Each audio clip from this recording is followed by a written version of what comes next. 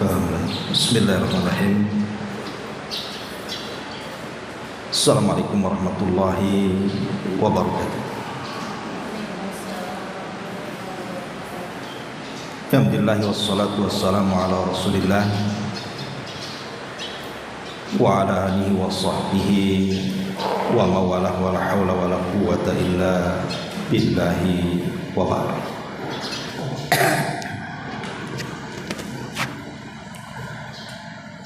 Alhamdulillah, segala puja dan puji hanya milik Allah Subhanahu wa ta'ala. Salawat dan juga salam kita hadiahkan kepada Rasul kita, Nabi yang mulia salawatullah alaihi wasallamuhu, Muhammad ibn Abdullah. Dan kajian di pagi hari ini kita akan membahas seputar sholat, dan kita akan membahas 3 perkara dalam sholat. 3 perkara ini wajib diketahui. Kalau tidak, maka ibu tidak akan bisa untuk menyempurnakan sholat sesempurna mungkin. Mana yang harus ditempel dan mana yang harus disempurnakan. Ma'asyiral muslimat yang dimuliakan Allah Subhanahu wa ta'ala, bahkan yang lebih parah lagi, kalau seandainya tidak bisa membedakan 3 perkara ini, maka bisa sampai ke tingkat batal sholat, bahkan tidak berpahala. Apa saja 3 perkara itu? Pertama, bicara tentang rukun sholat. Yang kedua, bicara soal wajib-wajib sholat. Dan yang ketiga, bicara soal sunnah-sunnah sholat. Maka kita harus bisa membedakan mana yang rukun, mana yang wajib, dan mana yang sunnah.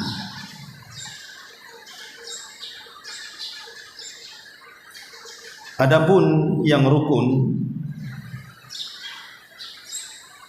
ulama kemudian membahas bahwa rukun sholat itu ada 14. Rukun sholat itu ada 14. Adapun yang wajib ada 8. Adapun yang sunnah itu terbagi 2. Ada sunnah yang disebut dengan sunnah kauliyah, sunnah ucapan dalam sholat, dan itu ada 7. Kemudian yang kedua, sunnah fi'liyah, sunnah yang berkaitan dengan perbuatan, dan itu ada 6. Ini yang kita akan bahas secara singkat. Rukun ada 14. Supaya hafal, saya buat angka dulu biar enak hafalnya.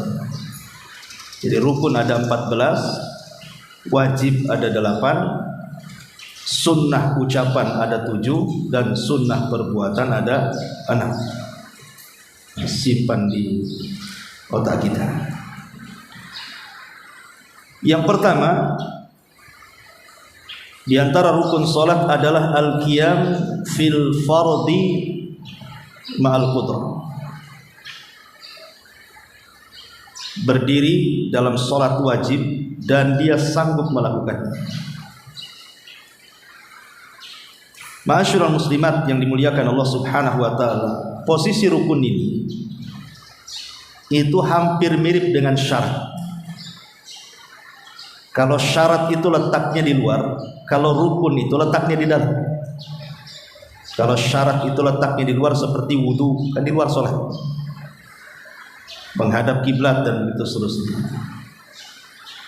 Tetapi kalau sudah masuk dalam sholat, maka bukan syarat namanya, tapi rukun. Rukun ini tidak bisa gugur dengan 3 perkara. Sengaja ditinggalkan, karena kejahilan, atau karena lupa. tidak bisa gugur karena 3 perkara itu. Umpamanya orang meninggalkan rukun, dia tidak mengucapkan takbiratul ihram, langsung bersedekap umpamanya. Kemudian kita katakan, "Loh, kenapa kamu tidak takbiratul ihram?" "Lupa saya, batal salatnya." Enggak ada cerita lupa. Ya. "Kenapa kamu tidak takbiratul ihram?"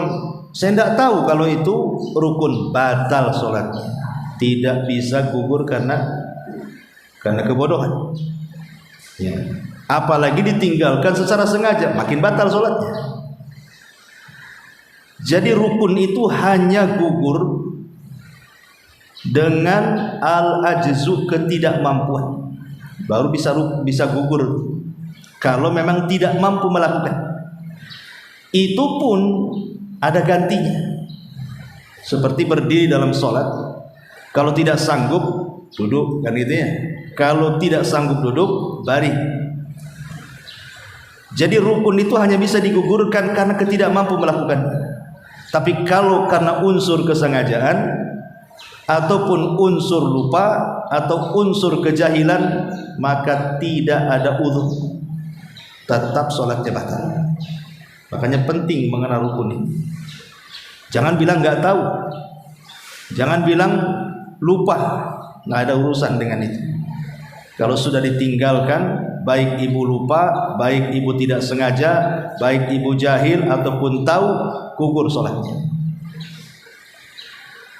Jadi yang pertama adalah al-qiyam fil fardhi ma'al qudrah. Ibu sanggup berdiri. Tetapi yang dimaksud berdiri di sini adalah pada sholat wajib. Kalau sholat sunnah berdiri itu sunnah. Jadi ibu kalau sholat sunnah, kok duduk sah sholat, karena berdiri bukan rukun dan juga bukan wajib, sunnah saja. Makanya Rasul pernah sholat sunnah dengan duduk.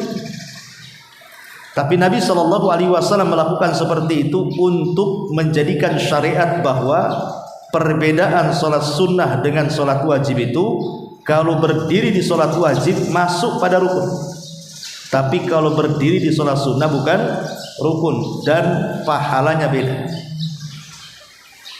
Kalau tidak berdiri dalam sholat wajib, batal sholatnya. Tapi kalau tidak berdiri dalam sholat sunnah, maka pahala sholat duduk separuh daripada pahala sholat berdiri. Sampai sini paham? Oke. Ma'asyiral muslimat yang dimuliakan Allah Azza wa Jalla, dalilnya tentu perbuatan Nabi SAW sendiri. Beliau tidak pernah sholat wajib itu dalam posisi duduk, kecuali dalam kondisi-kondisi tertentu. Tapi hukum asal daripada berdiri dalam sholat wajib itu rukun, tidak bisa ditinggalkan kecuali karena ketidakmampuan. Dan Allah mengatakan wa qumu lillahi qanitin, maka berdirilah kepada Allah dengan penuh ketaatan. Ma'asyiral muslimat yang dimuliakan Allah Azza wa Jalla, ini yang pertama. Karena ada kasus begini. Umpamanya ibu masbuk, sementara posisi imam itu sedang ruku. Posisi imam sedang ruku. Kemudian ibu langsung ikut ruku tanpa berdiri. Memang mengucapkan takbir, ya, tapi sambil ruku gitu. Itu tidak sah. Kenapa? Karena berdiri belum ada. Berarti berdiri tegak lurus dulu, baru takbiratul ihram, baru kemudian ruku. Gitu maksudnya. Nah, ini harus dipahami ya. Jangan main ruku saja. Takbiratul ihram dulu, berdiri dulu, tegak lurus semuanya, kemudian takbiratul Allahu Akbar, kemudian ikut ruku. Kemudian yang kedua, takbiratul ihram. Takbiratul ihram ini rukun. Maksudnya takbiratul ihram ini ucapan Allahu Akbar, ya. Ucapan Allahu Akbar itu maksudnya takbiratul ihram, bukan mengangkat tangan. Mengangkat tangan itu sunnah hukumnya. Walaupun ibu tidak mengangkat tangan, ibu katakan Allahu Akbar, itu sudah sah. Jadi takbiratul ihram itu ucapan Allahu Akbar di permulaan sholat. Nah, itu disebut takbiratul ihram. Adapun mengangkat tangan seperti ini, entah sejajar dengan bahu, entah sejajar dengan telinga, itu bukan rukun. Makanya ada, kalau ibu pernah umroh atau haji, lihat kadang orang sholat itu diam saja itu, tangannya kan, tapi mulutnya mengucapkan Allahu Akbar. Jadi takbiratul ihram itu maksudnya ucapan Allahu Akbarnya itu yang rukun. Berarti kalau seandainya kemudian ibu masbuk langsung ruku, yang dimaksud ruku Allahu Akbar itu maksudnya Allahu Akbar hendak ruku, bukan takbiratul ihram, tidak sah. Berarti ibu berdiri dulu, Allahu Akbar, baru rukunya Allahu Akbar lagi. Nah, itu maksudnya. Nah, ini yang kedua, takbiratul ihram. Kemudian yang ketiga, qiraatul Fatihah, membaca surah Al-Fatihah. Berarti doa iftitah dalam salat, doa iftitah dalam salat itu bukan rukun. Walaupun ibu tidak baca iftitah dalam salat, sah salatnya. Tapi walaupun sah salatnya, ya kalau bisa jangan ditinggalkan kan itu. Tapi yang ingin saya katakan bahwa dari bacaan ketika berdiri itu yang rukun hanya baca Fatihah saja. Maka ibu tidak boleh meninggalkan Fatihah baik dalam salat berjamaah, baik dalam salat sendiri. Maka baik ibu jadi imam, baik ibu jadi makmum, maka Fatihah itu jangan ditinggalkan. Yang jadi khilaf itu hanyalah ketika ibu berimam kepada yang dikeraskan suaranya. Seperti itu maghrib, isya dan subuh itu kan dikeraskan. Kalau imamnya dikeraskan, ini yang jadi khilaf ulama. Apakah makmum baca Fatihah ataukah cukup Fatihah makmum diserahkan kepada imam? Nah, ini jadi khilaf. Dan mazhab Syafi'i mengatakan tetap baca Fatihah. Dalam mazhab Syafi'i tetap baca Fatihah. Sehingga dalam kondisi apapun, jadi imam, jadi makmum, sholat sendiri, sholat jamaah, sholat di masjid, sholat di rumah gitu ya, Fatihah ini tidak bisa ditinggalkan. Walaupun ada yang berpendapat kalau sholat di belakang imam yang dikeraskan, maka cukup bacaan Fatihahnya diwakilkan ke imam. Berarti kita dengerin saja, itu maksudnya. Tapi ini sekali lagi ranah khilaf, saya tidak mungkin jelasin bagaimana khilafnya dulu. Kita karena pembahasannya banyak. Kemudian yang ketiga, ruku. Yang ketiga, ruku ini rukun. Jangan ditinggalkan. Karena ruku ini bagian daripada rukun, tolong maka perbaiki rukunya. Jangan salah-salah. Kan ini rukun masalahnya. Karena ada orang yang ruku itu asal-asalan tuh.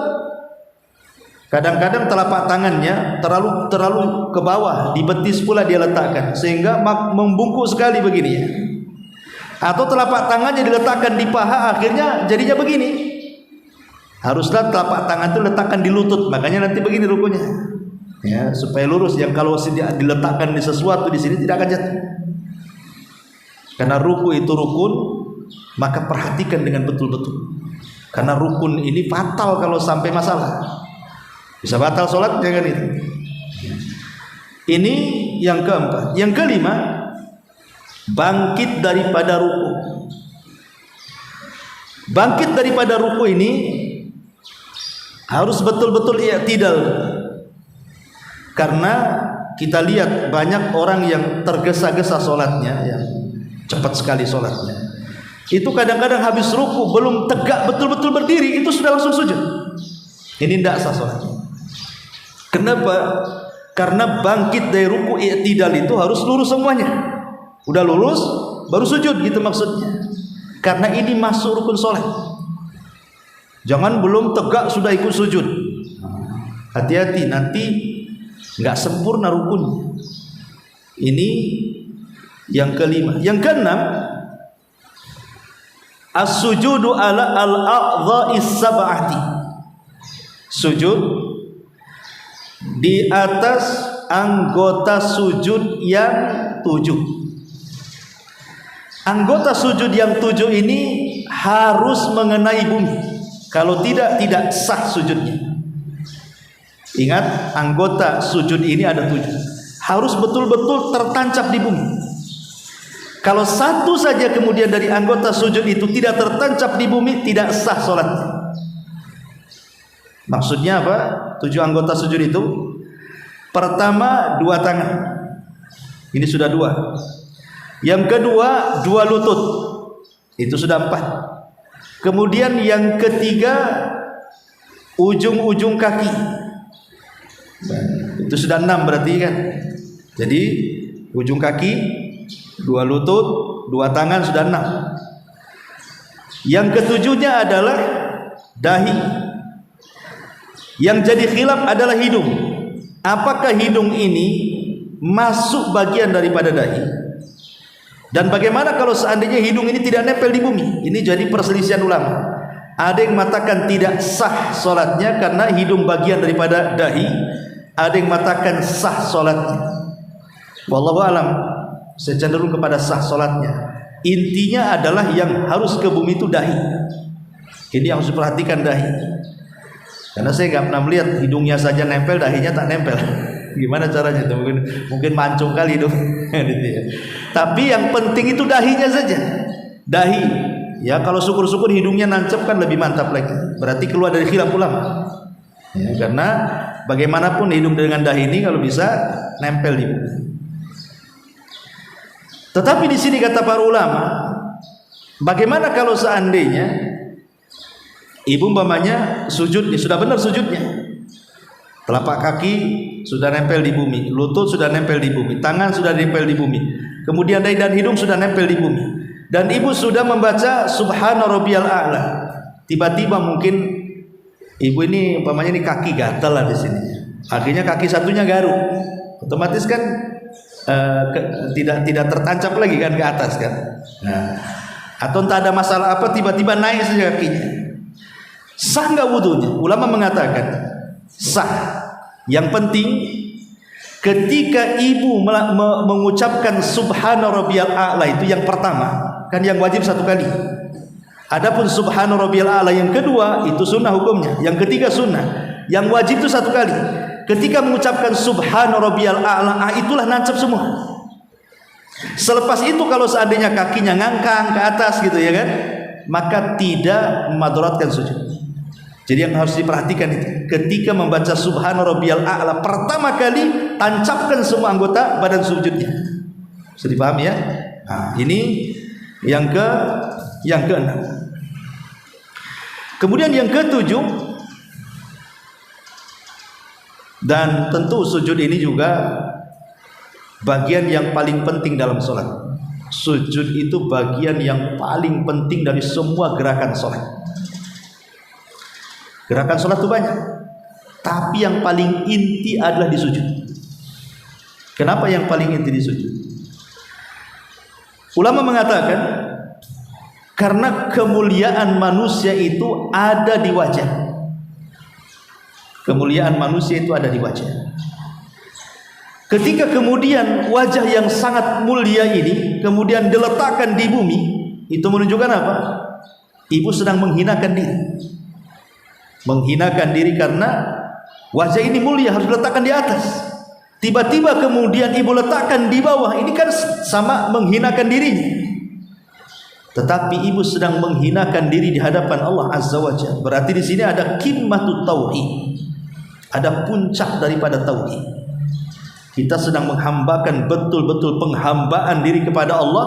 Dari sini kata Nabi sallallahu alaihi wasallam, "Alaika bid-du'a." Disitulah doa yang paling mustajab ketika sujud itu. Maka kata Nabi SAW, sungguh-sungguhlah kalian di dalam berdoa ketika sujud, karena itulah penghambaan yang sesungguhnya. Makanya perhatikan gerakan-gerakan dalam sujud, jangan sampai sujud seperti duduknya anjing, umpamanya lututnya sambil begini, tapi angkat, ya, jauhkan dari lambung sini sikutnya. Jadi intinya sempurnakanlah gimana caranya sujud itu. Walaupun yang penting tadi adalah 7 anggota sujud harus nempel di bumi. karena ini rukun. Ma'asyiral muslimat yang dimuliakan Allah Subhanahu wa taala. Kemudian yang nomor 7-nya ar-raf'u minas sujud. Bangkit daripada sujud. Bangkit daripada sujud itu rukun. Kemudian yang nomor 8, al-jilsatu baina sajdataini, duduk di antara dua sujud. Itu harus tumaninah. Ada orang baru bangkit dari sujud, sudah sujud lagi, tergesa-gesa mau kemana? Jadi harus betul-betul tumaninah, betul-betul habis sujud pertama, kemudian bangkit, duduk, rileks dulu, kembalikan tulang-tulang persendiannya, kemudian baca Rabbik firli, kan itu ya. Kemudian baru sujud lagi. Kemudian yang nomor 9, at-tuma'ninatu fi jamil arkan. Tumakninah dalam semua rukun. Rukun-rukun yang disebutkan tadi harus tumakninah. Khusus di 14 tempat ini, Bu, tolong jangan tergesa-gesa.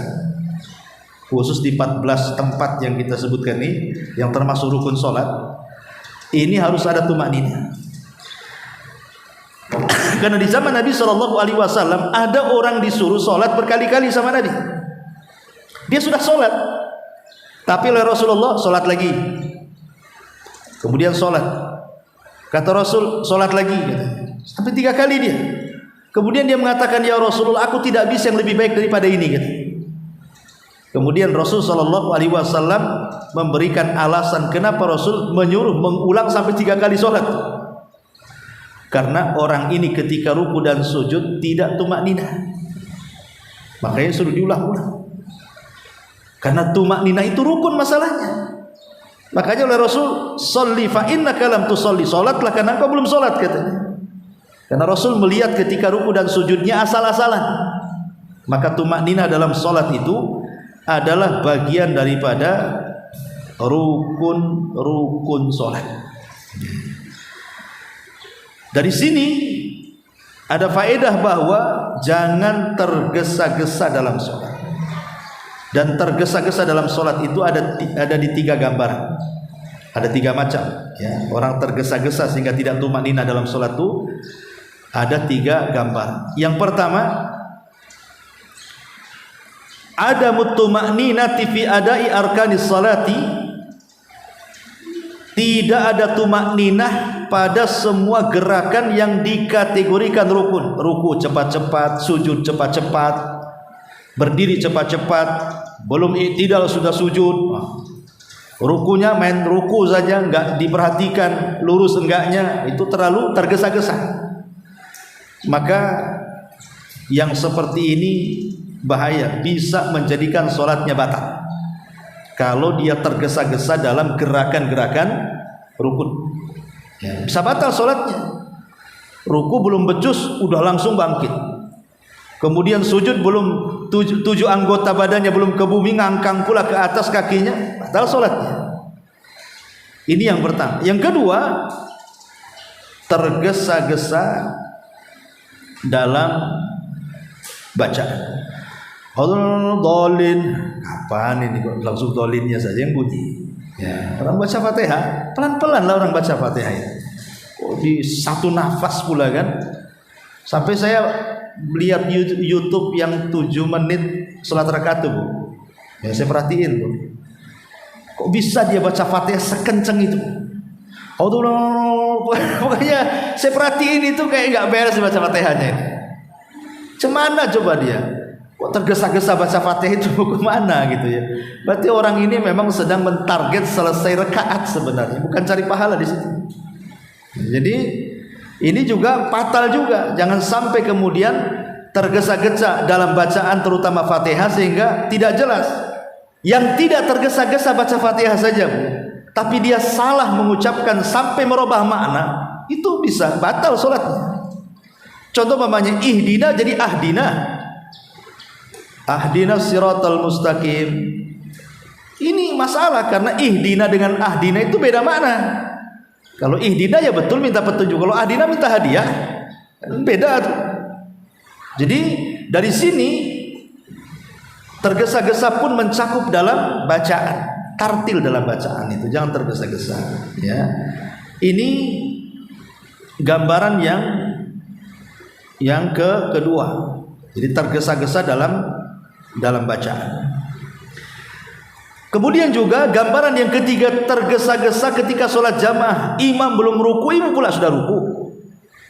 Imam belum i'tidal, ibu pula sudah i'tidal. Ini yang jadi imam, ibu atau imam sih sebenarnya? Ya. Ini balap-balapan dengan imam. Nah, ini kan masalah. Ya, jadi 3 perkara ini diperhatikan. Jangan tergesa-gesa dalam setiap gerakan yang merupakan rukun sholat. 1. Yang kedua, jangan tergesa-gesa dengan bacaan yang merupakan rukun sholat. Dan yang ketiga, jangan balap-balapan dengan imam. Nah, ini bisa masalah sholatnya. Ini yang ke-9, tumaninah dalam sholat. Kemudian yang ke-10, at-tasyahudul akhir. Tasyahud akhir. Kalau tasyahud awal itu bukan rukun tapi wajib. Kalau tasyahud akhir ini rukun.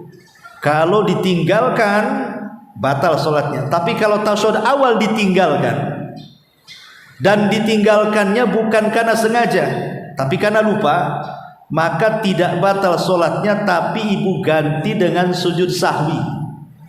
Kan ibu selalu kadang-kadang kan, tadi belum tasyahud awal sudah bangkit aja, mungkin ibu mikirin utang, jadi lupa gitu ya. Aduh, apalagi debt collector ada pula di depan itu kan, makin lupa lagi kan. Pas sudah rakaat terakhir mau tasyahud akhir, loh saya tadi belum tasyahud awal. Tidak masalah, lanjutkan saja tasyahud akhirnya, kemudian lakukan sujud sahwi sebelum salam, selesai. Karena meninggalkan wajib itu tidak membatalkan sholat, kecuali dengan sengaja. Kalau lupa tidak. Walaupun sekali lagi ada khilaf antara mazhab Hambali dengan jumhur ulama. Kalau jumhur ulama tidak ada yang namanya wajib sholat, yang ada rukun dan sunnah, gitu ya. Tapi kalau dalam mazhab Hambali yang sekarang kita kaji ini, ada rukun, ada wajib, ada sunnah. Kalau jumhur ulama tidak. Jumhur ulama itu cuman ya, yang satu rukun, yang lainnya semua sunnah. Kecuali orang yang meninggalkan tasyahud awal, maka dia sujud sahwi ini sepakat semuanya. Kenapa? Karena ada perbuatan Nabi. Adapun kewajiban sholat yang lainnya kalau ditinggalkan, tidak ada riwayat Rasul sujud sahwi. Jadi sujud sahwi itu hanya ketika meninggalkan kewajiban yang namanya tasyahud awal saja. Baik, ya. Kemudian yang ke-11, al-julus litasyahudil akhir. Duduk ketika tasyahud akhir. Karena duduk ini bagian daripada rukun, maka perbaiki duduknya. Harus betul-betul duduk gitu ya. Jangan salah-salah duduknya. Kemudian yang nomor 12, as-salatu ala nabi. Bersolawat kepada Nabi. Kan dalam bacaan tasyahud akhir itu ada solawat Ibrahimiyah kan. Allahumma sholli ala Muhammad wa ala ali Muhammad kama shallaita ala Ibrahim wa ala ali Ibrahim innaka Hamidum Majid. Allahumma barik ala Muhammad wa ala ali Muhammad kama barakta ala Ibrahim wa ala ali Ibrahim innaka Hamidum Majid. Lah ini namanya sholawat Ibrahimiyah. Lah sholawat Ibrahimiyah di tasyahud akhir itu rukun. Karena bacaan tasyahud awal dengan tasyahud akhir beda. Ada yang membedakan. Ada yang mengatakan bahwa tasyahud awal itu bacaannya sampai di kalimat syahadat saja. Jadi dari at-tahiyat kemudian sampai di kalimat syahadat, asyhadu alla ilaha illallah wa asyhadu anna Muhammadar Rasulullah, kemudian bangkit. Ini tasyahud awalnya. Ada juga yang berpendapat dihabiskan sama bacaan tasyahud awal dengan tasyahud akhir. Tapi kan ada khilaf di sini. Ya. Tetapi kalau tasyahud akhir ini sepakat bahwa sholawat harus dibaca dan itu bagian daripada rukun. Kalau tasyahud awal itu kan bagi yang mengatakan bacaannya sampai dua kalimat syahadat, berarti kan tidak sempat sholawat dia kan, langsung bangkit. Ya. Karena sholawat itu dibaca setelah syahadat. Kan tahiyat, syahadat, sholawat kan gitu. Ya, urutannya baca tasawuf itu kan tahiyat dulu, at-tahiyatulillah. Nah, kemudian di tengah-tengah syahadat asyhadu alla ilaha illallah wa asyhadu anna muhammadar rasulullah. Kemudian yang ketiga baru Allahumma sholli ala Muhammad. Tahiyat, syahadat, salawat. Maksudnya ya. Lah, sebagian ulama mengatakan bahwa tasawuf awal itu hanya sampai syahadat saja, tidak baca salawat. Dia langsung bangkit. Walaupun ada yang berpendapat baca sholawat juga. Artinya kan ada yang baca, ada yang enggak kan gitu. Tapi kalau tasawuf akhir harus dibaca, karena itu rukun. Itu rukun. Kalau sampai ditinggalkan sholawat pada tasawuf akhir, batal sholatnya. Harus dibaca. Kemudian yang nomor 13, at-tartib baina arkanis sholat. Lakukan sholat itu secara tartib. Jangan habis Fatihah langsung sujud, ruku aja belum. Tartiblah kan itu. Shallu kama ra'aitumuni usolli. Salatlah kalian sebagaimana kalian melihat aku salat, kata Rasulullah. Jadi tartib ya betul-betul tartib, dari takbiratul ihram, kemudian iftitah dan Fatihah, kemudian surat, kemudian ruku, gitu maksudnya persis seperti yang diajarkan macam mana Rasul dari awal sampai akhir salatnya. Jangan ibu tukar. Ibu malas berdiri, ibu ambil tasawuf dulu, habis itu baru berdiri, enggak bisa. Bisa batal sholatnya, karena tartib itu bagian daripada rukun sholat. Kemudian yang terakhir, at-taslimani, ucapan salam. Ingat ya, bukan gerakan kepala, tapi ucapan assalamualaikum warahmatullah, itu rukunnya di situ. Jadi kalau ibu seandainya tidak tengok-tengok, sah sholatnya. Umpamanya tasawuf akhir nih, ibu sudah membaca semuanya, ketika ibu mengucapkan salam assalamualaikum warahmatullah, ibu nggak begini, gini saja, sah sholatnya, sah. Kenapa? Karena yang rukun itu ucapan assalamualaikumnya. Adapun kepala yang tengok kiri ke kanan itu sunnah saja.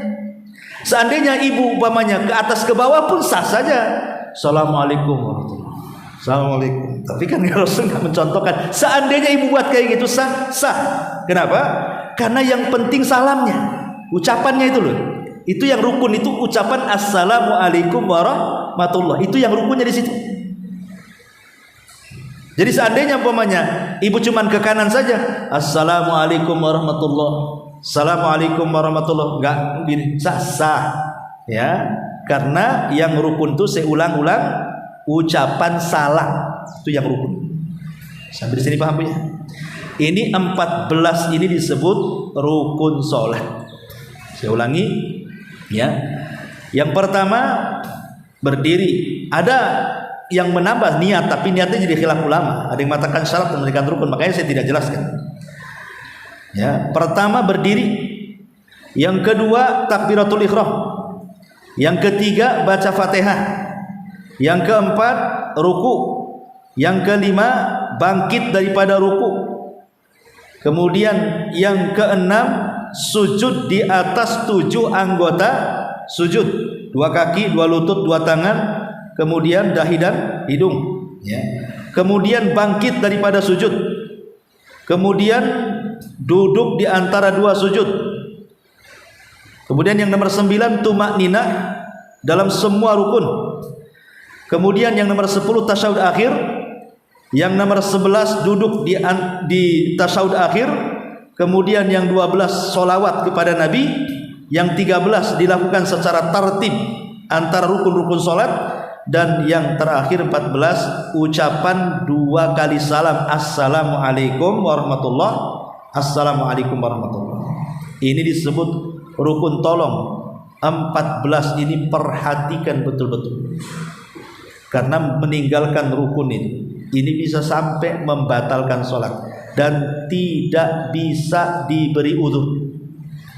Saya ulangi dari awal tadi kan, rukun itu tidak bisa ada uzur karena lupa, karena tidak tahu, atau karena sengaja. Kalau sampai ditinggalkan batal sholatnya. Jadi gugurnya rukun itu hanya bisa dilakukan ketika ibu tidak sanggup melakukan itu saja. Gak sanggup berdiri karena kakinya asam urat, terpaksa duduk. Nah, itu hanya dalam kondisi tidak sanggup baru gugur rukun itu. Ini yang pertama yang harus dipahami. Yang kedua, Pembahasan ini kan penting Ustaz ya, sholat. Maksud anak, boleh nggak untuk pekan ini kita membicarakan rukun dulu, mungkin ada pertanyaan dari jemaah, nanti sambung pekan depan Ustaz, karena kan banyak itu. Oh gitu, boleh. Karena menyangkut dengan sholat itu kan. Tak, maksud saya itu kan saya kasih gambaran secara singkat dulu. Nanti kalau mau didalami ya kita dalami dulu. Hari ini saya mau kasih gambaran dulu secara singkat, inilah rukun, inilah wajib, inilah sunnah. Nanti pekan depan baru kita dalami. Ya, bisa gitu. Oke, lanjut. Nah, sekarang masuk wajib sholat. Wajib sholat ada berapa tadi? 8. Ya, ada yang mengatakan 9. Wajib sholat itu yang pertama, semua takbir selain takbiratul ihram.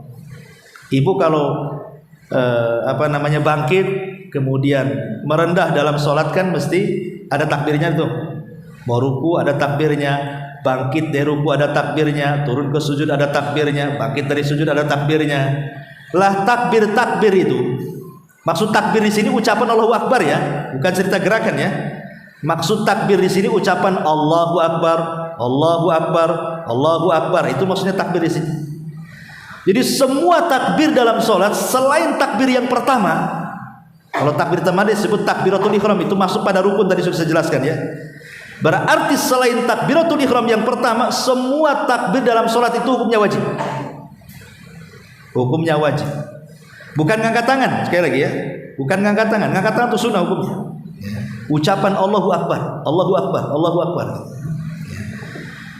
Kemudian yang kedua, ucapan yang kedua yang termasuk wajib sholat adalah ucapan Subhana Rabbiyal Azim fir ruku.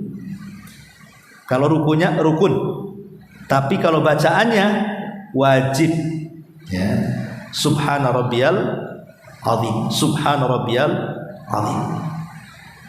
Menurut Hanabilah, mazhab Ahmad, kalau sampai ditinggalkan secara sengaja batal sholatnya. Tapi menurut mayoritas ulama tidak batal sholat, karena mayoritas ulama hanya membagi rukun dan sunnah, nggak ada wajib. Tapi kalau dalam mazhab Hambali terbagi 3, ada rukun, ada wajib, ada sunnah. Dan kita sedang mempelajari mazhab Hambali di sini. Jadi ucapan Subhana Rabbiyal Azim itu wajib, jangan sampai ditinggalkan. Kemudian yang ketiga, ucapan Sami Allahu liman hamidah, baik makmum ataupun imam. Ini baik imam atau ibu dalam posisi sholat sendiri. Sami Allahu liman hamidah, ini wajib. Kemudian yang keempat, ucapan Rabbana walakal hamd, Rabbana walakal hamd, baik imam ataupun makmum. Kemudian yang nomor 5, Subhana Rabbiyal A'la dalam sujud. Kemudian yang nomor 6, ucapan Rabbighfirli di antara 2 sujud. Kemudian yang ke-7, tasyahud awal. Dan yang ke-8, duduk dalam tasyahud awal. Ini 8 perkara yang disebut wajib-wajib sholat. Semua takbir kecuali takbiratul ihram, ucapan Subhana Rabbiyal Azim dalam ruku, ucapan Sami Allahu liman hamidah bangkit daripada ruku, ucapan Rabbana walakal hamd ketika i'tidal, kemudian ucapan Subhana Rabbiyal A'la ketika sujud, kemudian ucapan Rabbighfirli duduk di antara 2 sujud, kemudian tasyahud awal dan duduknya di tasyahud awal. Itu semua adalah wajibatus sholat, kewajiban sholat. Ma'asyiral muslimat yang dimuliakan Allah Azza wa Jalla, tadi saya sudah singgung 8 perkara ini yang kalau seandainya ditinggalkan secara lupa, maka yang mendatangkan sujud sahwi itu hanya di tasyahud. Ya, jadi kalau ibu lupa tidak tasyahud awal langsung bangkit, di sini mendatangkan sujud sahwi. Tapi selain daripada tasyahud awal tidak perlu. Umpamanya ibu lupa membaca sami Allahu liman hamidah, ya, atau lupa membaca subhana rabbiyal azim, atau lupa membaca subhana rabbiyal a'la gitu ya, maka tidak ada sujud sahwi. Yang sujud sahwi itu kalau meninggalkan tasawuf saja. Nah, itu keterangan ulama seperti itu. Tapi walaupun ini penjelasannya panjang, saya ngeringkas saja biar secara global ibu tahu. Nah, gitu ya. Oh, kalau ditinggalkan ini sujud, kalau ini enggak, gitu maksudnya gitu ya. Ini yang kedua, kewajiban sholat. Dan yang terakhir bicara sunnah. Sunnah ini penting juga, walaupun memang tidak memadaratkan sholat sampai ke tingkat batal, ataukah mengurangi kesempurnaan sholat, tetapi menjalankan sunnah ini adalah bisa menyempurnakan sesempurna mungkin dalam sholat kita, baik dalam khusyuan ataupun pahala. Dan itu saya bagi menjadi dua ya, ada sunnah qauliyah, sunnah ucapan, dan itu ada 7. Satu, bacaan iftitah dengan berbagai macam bentuk iftitahnya, karena iftitah sholat kan banyak ya. Kemudian yang kedua, bacaan ta'awudz, a'udzubillahi minasyaitonirrajim, sebelum membaca Fatihah, atau a'udzubillahi minasyaitonirrajim. Kemudian ucapan basmalah, bismillahirrahmanirrahim. Kemudian yang keempat, itu tuh 3 ya. Yang pertama iftitah, yang kedua ta'awudz, yang ketiga basmalah, yang keempat tambahan bacaan dalam ruku. Subhana rabbiyal azim, yang pertama itu wajib, yang kedua dan yang ketiga dan seterusnya sunnah. Jadi ibu kalau tergesa-gesa baca 1 kali saja sudah melaksanakan kewajiban namanya ya. Kalau mau nambah berarti ibu menambah dengan sunnah ya. Kemudian yang ke-5, menambah bacaan dalam Rabbighfirli, duduk di antara 2 sujud. 1 kali saja itu yang wajib. Kalau ibu mau nambah Rabbighfirli, nah, boleh. Atau dengan bacaan yang lain lah kan bacaan-bacaan kan banyak tuh yang diajarkan. Tapi ini yang paling singkat, kalimat Rabbighfirli paling singkat. Yang 1 wajib, kalau nambah sunnah, nah, gitu ya. Kemudian juga yang ke-6, Rabbana walakal hamd. Setelah ruku, Rabbana walakal hamd, dibaca setelah ibu sami Allahu liman hamidah. Kan di situ kita baca Rabbana walakal hamd. Kalau ibu mau menambah berkali-kali Rabbana walakal hamd, Rabbana walakal hamd, Rabbana walakal hamd, itu sunnah hukumnya ya. Kemudian juga yang nomor 7, mazada alal fatihati minal qiraah, bacaan surat setelah Fatihah. Kalau ibu baca Fatihah di rakaat pertama, kedua, ketiga enggak baca surat, sah salatnya, enggak apa-apa. Umpamanya ibu salat subuh tadi di rumah, ibu dah hafal surat Fatihah saja dua-duanya. Rakaat pertama Fatihah enggak ada surat, rakaat kedua Fatihah enggak ada surat, sah. Tapi ingat Bu, jangan ditukar. Ibu kalau meninggalkan Fatihah walaupun 1 Quran ibu baca enggak sah salatnya. Umpamanya ibu baca bab Al-Baqarah, Al-Imran, An-Nisa sampai Qul a'udzu birabbin nas, tapi tak baca Fatihah, enggak sah salatnya. Tapi kalau ibu baca Fatihah, semua surat enggak dibaca, sah salatnya. Itulah bedanya ya. Fatihah ini menentukan tuh, karena dia rukun masalahnya. Kalau baca Quran itu sunnah-sunnah saja ya. Ini yang disebut dengan sunnah kauliyah namanya. Lah di sana ada sunnah fi'liyah, sunnah perbuatan, seperti mengangkat kedua tangan saat takbiratul ihram. Seandainya ibu diam saja, Allahu Akbar, sah, karena ibu sudah mendatangkan rukun ucapan Allahu Akbar. Ngangkat tangan itu sunnah, tapi rukun sunnah jangan ditinggalkan ya. Kemudian yang kedua, meletakkan kedua tangan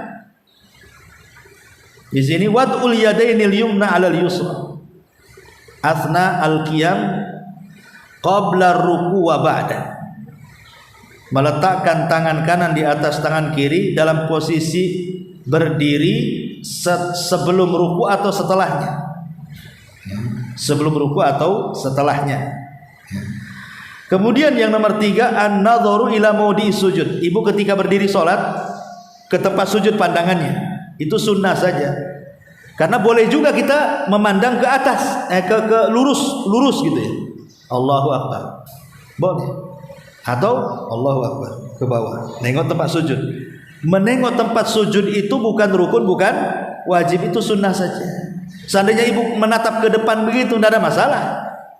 Bahkan Abu Hanifah kalau tidak salah justru ditatapkan ke depan, bukan ke tempat sujud. Alasannya apa? Fa aina ma tuwallu fa thamma wajhullah. Kemanapun ku arahkan di situ ada wajah Allah. Nah, tetapi pendapat yang kuat tetap dalam posisi berdiri sebaiknya arahkan pandangan ke sujud. Tapi ini hukumnya sunnah saja.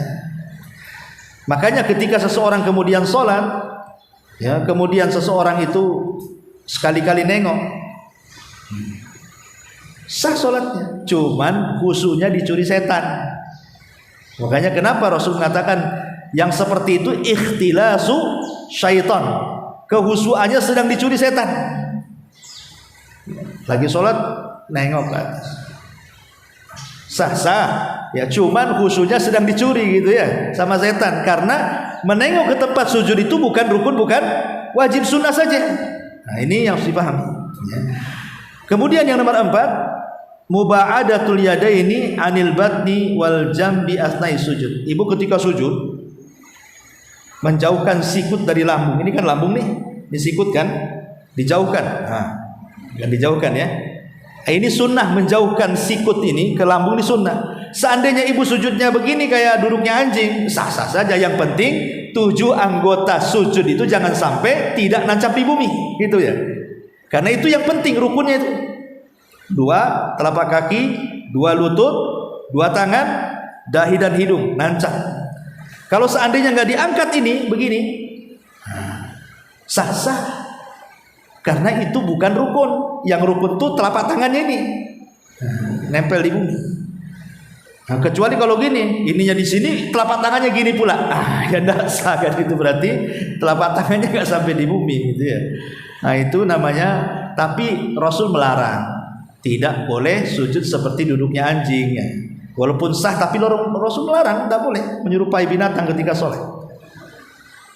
Kemudian termasuk juga al-iftirash.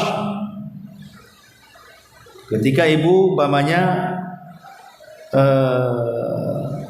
disebutkan wahwal julus nasiban al-qadam al-yumna wajailan asabi'ahu lil qiblati muftarisan ar-rijlil yusra jalisan 'alaiha wa yusannu fi jami'il jalasati salati illa fi tasyahhudil akhir min salati tazidu ala rak'ataini. Jadi iftirash itu ya duduk seperti tasawuf awal gitu. Seandainya di tasawuf awal Bu, kan ada yang melabuhkan pantat, ada yang kemudian pantatnya ditaruh di atas tumit, kan itu ya. Ini seandainya ibu melabuhkan ke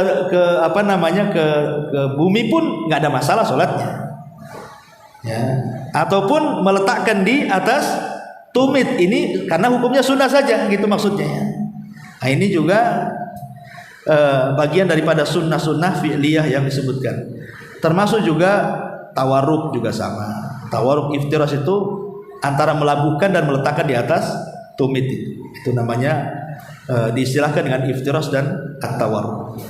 Inilah 6 perkara yang termasuk sunnah fi'liyah. Kalau ibu perhatikan rukun, wajib, sunnah, insyaallah Bu, sempurna sholat kita. Ya, apalagi ibu paham, oh ini saya di posisi rukun nih, jangan main-main. Ya, harus betul-betul. Ketika ruku, ketika sujud, oh ini saya di posisi wajib. Nah, ini saya di posisi sunnah, sehingga bisa mana yang membatalkan, mana yang ditempel, mana yang tidak harus ditempel. Nah itulah diantara 3 perkara yang wajib diketahui seorang yang hendak sholat. Ini secara global saja. Nanti kedepannya insya Allah kita rincilah satu-satu. Ya. Wallahu a'lam.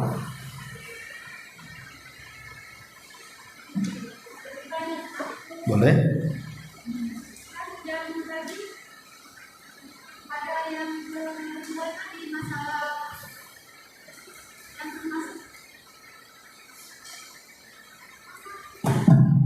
Yang termasuk wajib di dalam sholat tadi kan ada 8 ya Ustaz. Ya. Terus jabarkan tadi kita mengadakan sujud sahwi hanya ketika kita ketinggalan pada tasawuf awal. Terus yang kita boleh sujud sahwi yang mana dapatkan Ustaz, ketika kita salah rakaat, misalnya kalau kita kerjakan 3, kita boleh sujud sahwi sebelum salam. Terus seandainya kita sholat maghrib 3 rakaat, tetapi kita terluput, kita kerjakan 4 rakaat, itu kita kerjakan setelah salam. Itu termasuk apa Ustaz? Iya, konteksnya beda Kita kan sekarang bicara kewajiban sholat. Mana yang wajib sholat kalau ditinggalkan lupa sujud, mana yang wajib sholat kalau ditinggalkan tidak sujud. Adapun yang tanyakan itu bicara masalah orang yang ragu-ragu dalam sholat. Beda pembahasannya. Jadi orang yang menambah dalam sholat ataupun mengurang dalam sholat, ataupun ragu-ragu dalam sholat menambah atau mengurang, itulah baru bab sujud sahwi. Ini kan kita memfokuskan masalah apa saja kewajiban sholat. Bagaimana kalau seandainya ditinggalkan secara sengaja? Madhab Hambali batal sholatnya, madhab Jumhur tidak batal sholatnya, itu maksudnya. Tetapi kapan ditinggalkan sujud sahwi, kapan tidak? Sepakat baik Hambali ataupun Jumhur, sujud sahwi itu hanya dilakukan kalau meninggalkan kewajiban berupa meninggalkan tasyahud awal saja. Tapi kalau nanti kita cerita sujud sahwi, lain lagi pembahasannya. Ini bicara ibu lupa nambah, ibu lupa ngurang, ibu lupa ragu-ragu, ya, ngurang atau nambah. Disitulah baru pembahasannya. Oke. Siap ya. Tadi Ustaz katakan apa masalah catat ya Ustaz? Itu yang termasuk sunnah fi'liyah tadi, itu termasuk ketika kita menghadap bacaan ketika sholat, kita tidak harus lihat tempat sujud ya Ustaz. Ya, kita boleh lihat istilah lurus atau kemana. Terus ketika kita tasyahud membacakan tasyahud akhir, itu mata kita itu kan anak-anak baca lihat ketelunjuk, sunnah saja, sunnah. Termasuk ketika kita ya kan Ustaz? Sunnah juga ya Ustaz. Pokoknya selain yang rukun dan wajib, selebihnya sunnah. Ini kan jelas nih, rukun 14, yang wajib 8. Selain ini semua sunnah. Ya. Selesai. Sambungannya Ustaz. Ya. Nah, ketika kita ingin mendapatkan sholat yang lebih afdal, yang terbaik, berarti kita harus mengerjakan sesuai sebagaimana yang Rasulullah ya Ustaz, intinya ya. Ya, makanya saya katakan tadi, walaupun ini sunnah-sunnah, jangan sampai ditinggalkan. Karena di antara rukun sholat itu kan tartib. Dari mana kita tahu tartibnya?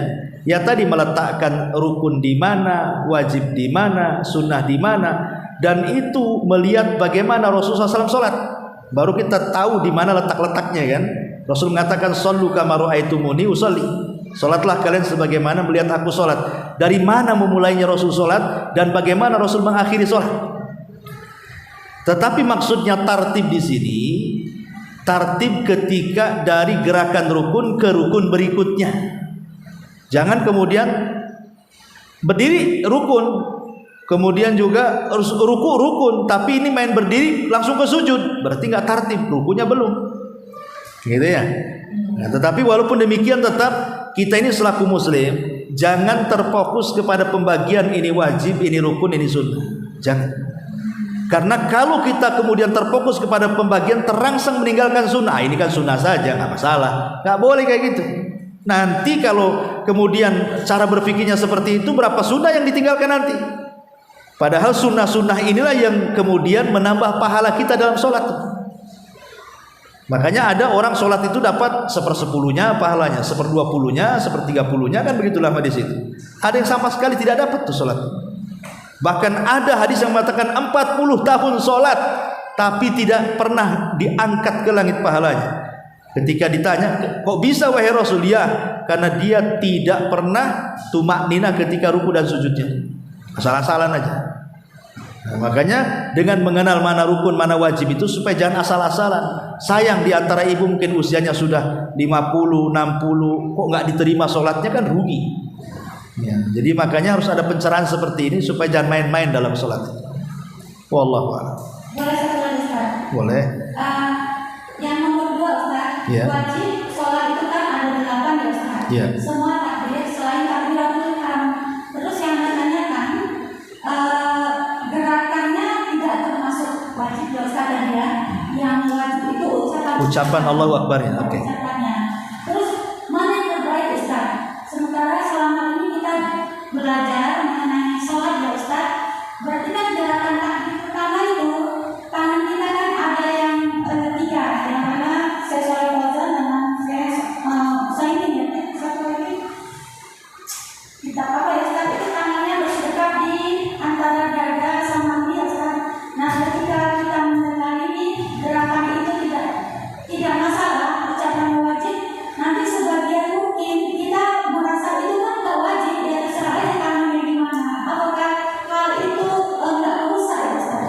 Tidak, ini kan pengetahuan Bu. Supaya kenapa saya jelaskan ini rukun, ini wajib, ini sunnah ini.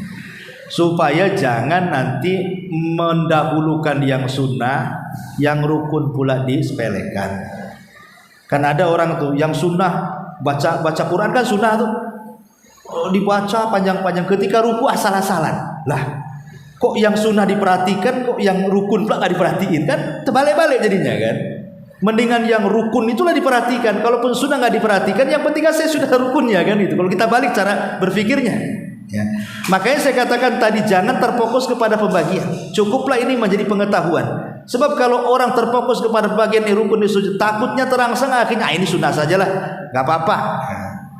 Nggak seperti itu cara berpikirnya. Ya. Contoh umpamanya gini, pembagian dosa. Ada dosa kecil, ada dosa besar. Ini sebagai pengetahuan. Jangan menjadi fokus, ini kan dosa kecil aja, belum dosa besar, nggak apa-apa lah. Akhirnya kan meremehkan dosa. Maka jangan pernah membagi-bagi dosa, jadikan hanya pengetahuan saja, tapi letakkanlah kepada siapa Anda sedang melakukan dosa. Itu yang harus ditanamkan. Bukan pembagian dosa, ini hanya pengetahuan. Nah, seperti kan pengetahuan, tahu akhirnya ini rukun, ini wajib, ini sunnah.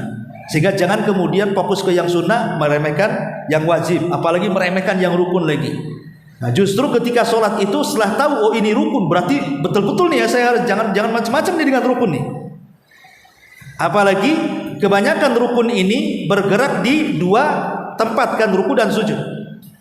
Rata-rata rukun yang tadi saya jelaskan itu kebanyakan di ruku dan sujud. Ruku, bangkit dari ruku, kemudian turun dari ruku ke sujud, kemudian duduk di antara sujud. Kan kebanyakan rukun itu di antara 2 ibadah ini, ruku dan sujud. Kenapa coba? Karena di 2 tempat inilah dosa kita digugurkan. Jadi ketika orang sholat itu Bu, Allah letakkan dosa kita di kepala dan di bahu. Kan riwayatnya begitu dalam hadis yang dikeluarkan, yang disahihkan oleh Syalbani itu. Jadi ketika ibu sholat Allahu Akbar, Allah letakkan dosa ibu itu di kepala dan di bahu. Ketika ibu ruku, disitulah dosanya gugur, jatuh. Ketika sujud itu dosanya jatuh. Jadi gugurnya dosa itu di 2 tempat ini, ketika ruku dan sujud. Makanya perhatikan ruku dan sujud itu, karena itu rukun dua-duanya. Ya. Wallahu a'lam bishawab. Boleh lah. Lama-lama nih. Kalau ketinggalan bacaan rukun ketika salat jamaah Ustaz. Bacaan yang rukun. Bacaan yang rukun.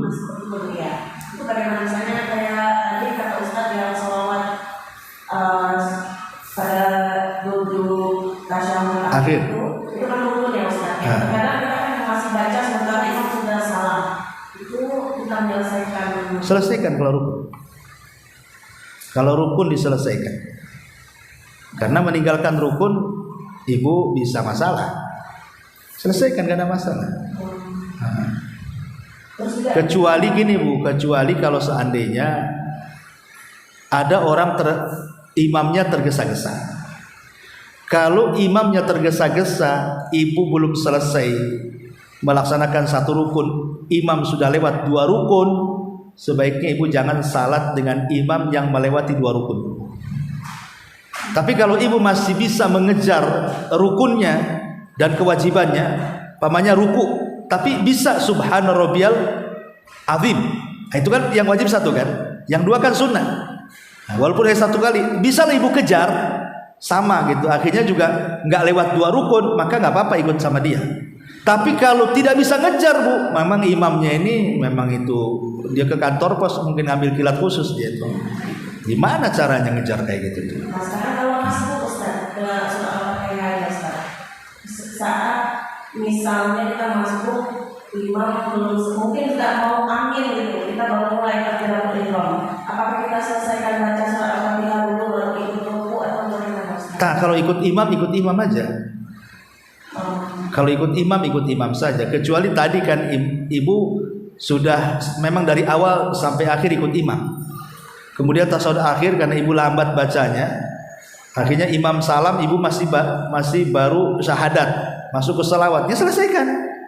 Lain kalau posisinya mungkin ibu ini masbuk, kan beda bacaannya tuh. Ya, beda bacaannya.